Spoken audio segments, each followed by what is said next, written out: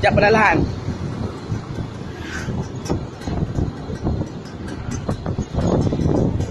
Anjir. Kapak mẹ của băng này.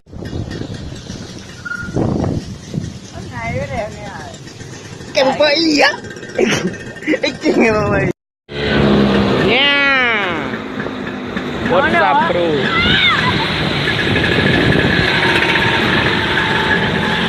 What?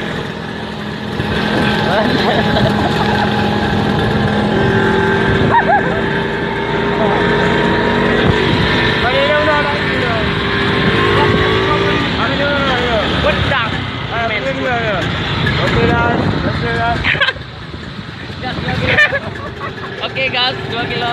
Antik 2 kilo kah? Ya lari. Ya coba. Berapa kawan? Mau kena penting. Location sekolah SMP Negeri 1 Matangguli tergenang banjir, maka mereka libur sejahtera.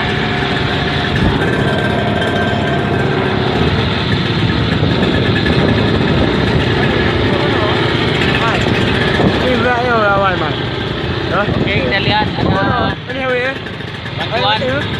Lanjut. Berapa kalinya? Ini di sana aku yang ada. Oke, ambil aja. Ini belok. Ini ada. Ini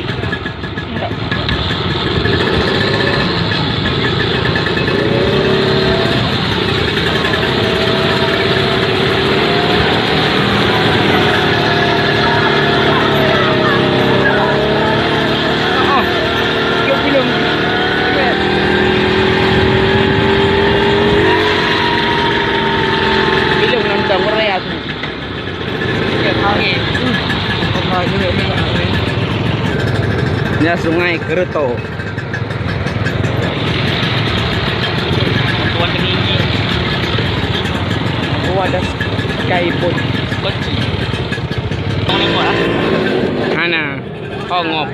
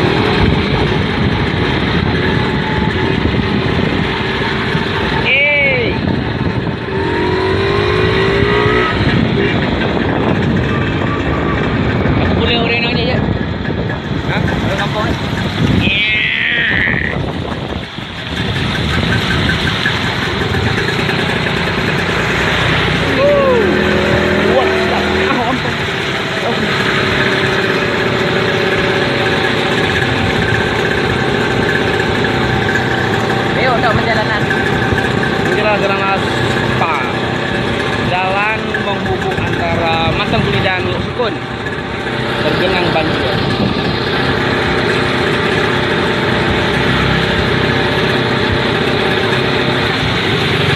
Kenangan this moment.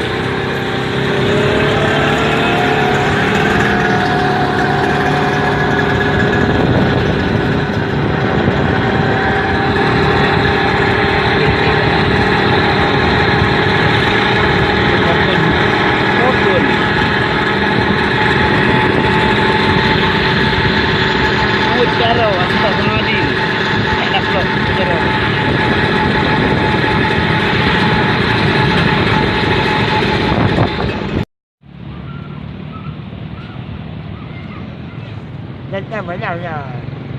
Ini jalur. Yang jalur dia, jalur pakai apa kan? Macam seperti lautan sudah.